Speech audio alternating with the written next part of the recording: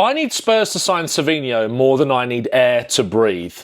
Absolute cinema, this signing would be. Kudus on one wing, Savinho on the other. It's like Bale and Lennon under the lights in the Champions League at the Lane. Obviously, not to that extreme, but it's incredibly exciting. We're going to talk about why Savinho is a good signing for Spurs in this video. We're going to go to my trusty tactics board to tell you how Savinho might fit in at Spurs, how Spurs set up with him in the team. What is Thomas Frank's plan for him potentially, given that the line so far has been that he is Tottenham's #1 target as requested by Frank himself. If you are new to the channel, please make sure to subscribe. We are on the road to 15,000 subscribers and I would absolutely love to get there before the end of August. I do apologise for the lack of, the usual quality in terms of the analysis that you get in these videos with the screenshots and the tactics board and everything. I'm still awaiting my laptop to return, but it will be back this week. So we've pivoted. And like I said, and Thomas Frank would say the same things, in this league, you adapt or you get left behind, all right? And we are adapting and we're doing that. So make sure to subscribe, like the video as well, and tell me your thoughts on the signing of Savinho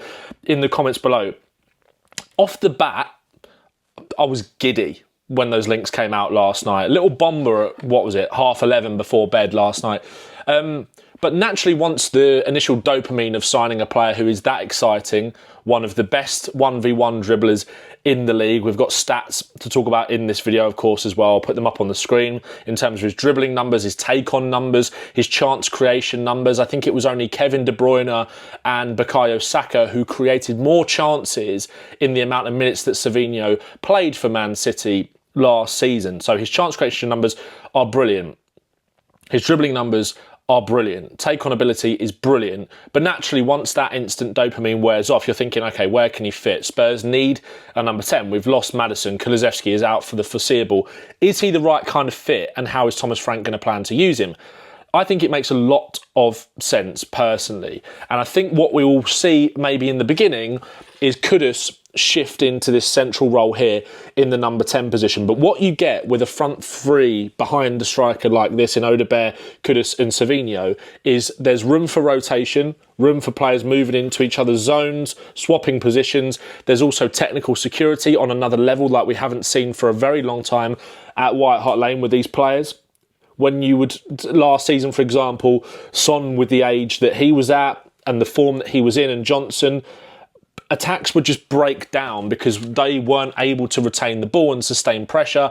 That would lead to a lot of turnovers, Spurs getting done on the break, conceding goals because we were open, committed players forward, but we weren't able to hold on to the ball. The reason players like Savinho work in a Man City system where they want to commit as many bodies high up the pitch as possible and sustain pressure and counter press off the back of that is because their wingers like Savinho, like Doku, Marmoush, Sane down the years, Sterling, etc., have that tremendous amount of technical quality and their ability to hold on to the ball for longer periods of time can help sustain attacks. Technical security on another level, sustain more pressure, leads to more chances created, etc., etc., etc. And Spurs are going to be playing against a lot more low blocks next season, naturally, even though Thomas Frank's natural game plan we've seen at Brentford at times has been to sit back and counter at times. Obviously, he has been more brave throughout the years as well. And we have seen Spurs in the last few games against Bayern, against Arsenal and against Newcastle be a little bit more reserved, compact and try to hit teams on the break. Obviously, we haven't had a load of creativity to work within the team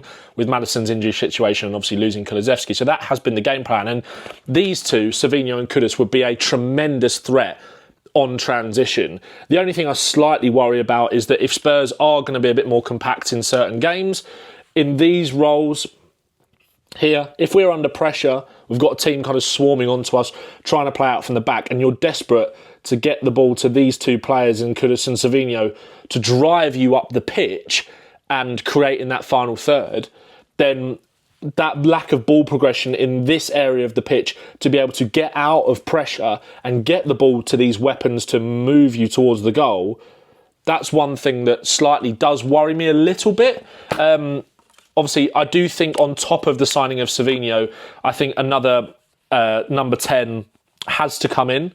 I do think that. I think someone like a Bilal El Khanous who can drop deep, link the play up, progress the ball through the thirds would be an excellent complementary to a signing like Savinho, in my opinion. I think Spurs can probably move away from Eze now, even though Eze would be absolutely amazing. I'm not sure he's the sort of number 10 we should be targeting if we are looking to improve our winger depth and instant first team quality with a signing like Savinho. Like I said, one other issue that I slightly have, and this was something that was raised by quite a few people, is that if you're going to use Kudus centrally against lower blocks, his chance creation in the final third is good, but again, he's not necessarily that passer that's going to unpick the lock. It's his take-on ability that you want in kind of these half-space areas, his like little in-swinging clip crosses, or, you know, from out wide to be able to go to the byline and cut back. That is also something where Savinho excels. So again, I think you would want maybe a number 10 to come in and play there, so you could have Savinho out on one wing and Kudus out on the other. But again, you could use Odegaard to drift a little bit more centrally as well. Again, like I said, there's so much room for fluidity and rotation with the intelligence and the technical security that these players offer you. One thing with Savinho's game that massively needs to improve, of course, is his finishing ability. His finishing was poor last season, although I think he did get, 20 goal contributions in his first season at Girona, which made City want to buy him. I think he scored 11 goals in that season.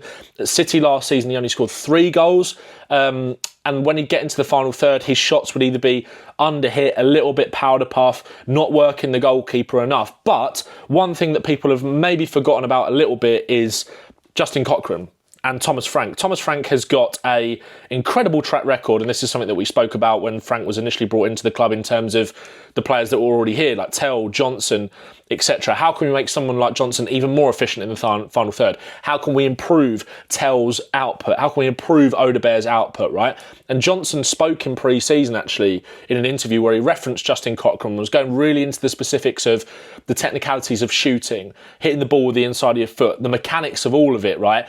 And I do think with Cochrane and Frank's track record to do that, to improve the likes of Mbumo, Wissa, Sharda, Tony's finishing over the years, get them into areas where they can score the goals. Again, it wasn't necessarily about getting into the right areas for Savinho. He did that a lot. Just his finishing needs to be worked on massively. And I know people will say, well, if Pep Guardiola couldn't do it, then how do you expect Justin Cochrane and Thomas Frank to do it? But again, Savinho's threat was so much more than goal scoring at Man City. He got more assists than any City player last season, despite only starting 20 Premier League games, 28 appearances in the league in total, 8 assists, I think 11 assists in all competitions. Still really good. Many City fans are not happy about this potential deal and say that he was their best winger up until Marmoush was brought in. And obviously Marmoush is a 26-year-old that was brought in off the back of a brilliant goal-scoring patch at Eintracht Frankfurt, who is expected to hit the ground running now, right? And of course Marmoush would be better than Savinho, right, in that aspect. But Savinho offers you something totally different. I also think that when you do play in transitional situations, if we get rid of Odegaard here, I think, as you would have seen by the thumbnail, I think having a player like Savinho massively unlocks a player like Matisse Tell. And again, Matisse Tell is a player that also needs to improve on his finishing. We saw that in that Newcastle game in pre-season and his decision-making in the final third at times. But if, with Savinho, you are able to bypass the press, teams press onto you, you are able to progress the ball through the thirds, out from the back, through your midfield, and then you've got Savinho, Kudus, Solanke and Tell running maybe 4v4, right, or 4v3, you're able to outnumber and turn over and create that numerical advantage. With a player like Savinho, who often, as you've seen by the thumbnail, you get two players kind of doubling up on him because of his 1v1 threat and his ability to go around the outside or on the inside to cut in onto that left foot. Naturally, that will create space for one of these other players in that front line. And with Matisse Tell, he is a player that wants to come in from that left-hand side and attack central areas. Solanke dropping deeper to facilitate that space for Tell to run into.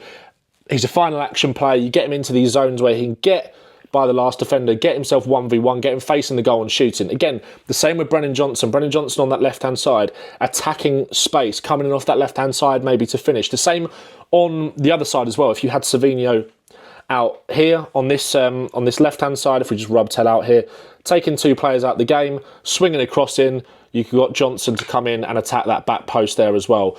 Sane, Sterling kind of vibes here. And again, I bet you Ange Postecoglou is probably thinking somewhere at home where he's in Australia or Greece or wherever, thinking, Savinho would have been the perfect player for me. I was crying out for a 1v1 winger for so long. But of course, that deal wasn't, that wasn't realistic given the fact that he went to City last summer. But I do think he unlocks those final action players in the final third. And of course, you've got to... The worry is that Savinho, with his output not being the most convincing thing in the league last year, and obviously that shooting and finishing is something that he needs to massively improve on, Spurs have got to replace a hell of a lot of goals with Kulusevski, Maddison and Son's GA tally last season totalling over 60. Where are the goals going to come from? You're gambling on Tel improving, you're gambling on Odegaard improving, you're gambling on Savinho improving, but that's not to say that they can't improve. I think Savinho offers us something that we don't really have. Kudus is a great 1v1 dribbler, but you almost like him starting deeper and carrying the ball up the pitch. Savinho, if you're able to get past the press, again, the amount of times you've seen it with Savinho, let me just rub some of this stuff out. Again, apologies for the makeshift setup, but again, like I said, you adapt or you get left behind, and we are adapting. But the higher quality, normal level of content will resume very shortly, I promise you. Apple, you're not my friends at the moment. Right, so let's get us back set up here. So, I'll take these defenders away. One thing I loved about Savinho last season, and I remember, I'll chuck it up on the screen, there was an assist that he got for Haaland against Arsenal, actually, early on into his City career. One thing that was so prevalent with him last season is his ability to take the ball away from players, obviously, and create space for himself. If we've got the two centre-halves in Saliba and Gabriel, right, for example, there for Arsenal. Ball comes, City are able to work the ball. This is the ball. The black one is the ball. Work the ball out to this right-hand side here. And what Savinho does so well is he will start high and wide at times, but he'll bounce a touch first time inside of the fullback here to take them out of the game, whether it's like a little backheel flick, whether he just opens his body up and straight away is looking to drive into the space. That is something that Johnson doesn't do. That is something that Odegaard doesn't do enough. Literally, first touch, bang, and accelerates away. And then you've got Haaland making the run in between the two centre-halves. Brilliant outside of the foot pass. Haaland's in one-on-one, slots it past Raya. Savinho does that so much, and you can just go from back to front so quickly, not allow teams to get set and just exploit that space. We do need a striker that's going to make those runs in behind. And one thing, again, I do worry about, Savinho's crossing, and I'll chuck up an example here against West Ham last season. When Savinho was playing out here on this left-hand side, there was an amazing assist that he got where he faced up his man 1v1, knocked the ball round him, see you later, got round him and delivers an unbelievable in-swinging cross to the back post for Haaland to attack. Now, this is where Brennan Johnson can come into the game with his proficiency at attacking the back post, but I do worry about Solanke and his box presence at times, right? Haaland is obviously the best striker in the world, right? So he's able to do that, and Savinho picks him out brilliantly, and such intelligent movement from Haaland. I think he got another assist for him in that game, actually, as well, where, again, Savinho picks the ball up in a deeper area and drives into this space. Haaland makes the run in between the two centre-halves, little ball round there. Haaland's in, near post finish, right? So we've seen that from Savinho as well. And I do think if Savinho is going to get minutes in the 10, or you see Savinho occupy sort of positions that are picked up by the number 10, let me just, again, rub some of this stuff out. One thing that we highlighted in one of the last videos that we did, where we spoke about what is the role that is what are some of the specifics of the role in Thomas Frank's number 10, right? If we go back to, and I'll come back onto the Solanke point in a minute, sorry, this just popped into my head.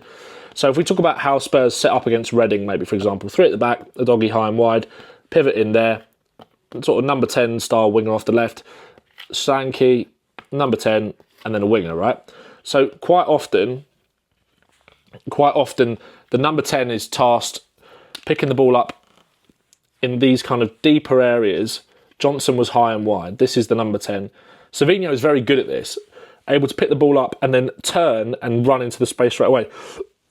Ball carrying ability is very, very good with Savinho. We know that he does like to pick up the ball in deeper positions. So I would not be surprised if you do see Savinho not play as the 10, but occupy minutes there. Anyway, back to the point about Solanke.